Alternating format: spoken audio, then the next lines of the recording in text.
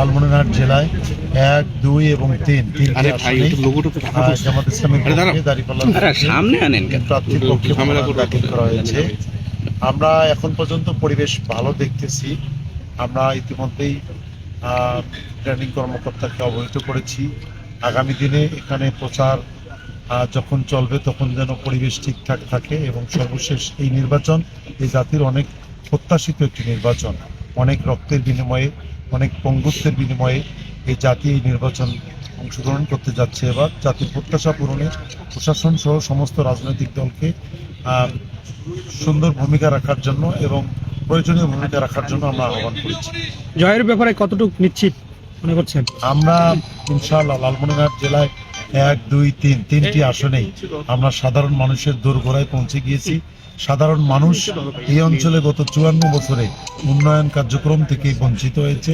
এই এলাকার মানুষের প্রধান সমস্যা বেকারত্ব, যুবকদের বিশেষ করে এই যুবকদের বেকারত্ব দূরীকরণে ব্যর্থ হয়েছে এর আগে যারা রাষ্ট্র পরিচালনা করেছেন। আমরা সাধারণ মানুষের কাছে গেছি। সাধারণ মানুষের প্রত্যাশা এবার নতুন কাউকে ভাবতেছে, বাংলাদেশ জামাত ইসলামীকে তারা বেছে নেওয়ার জন্য সিদ্ধান্ত নিয়েছে। এ মর্মে আমাদেরকে অবহিত করতেছে। আমরা মনে করি 3টি আসনেই আমরা বিজয় অর্জন করবো ইনশাআল্লাহ।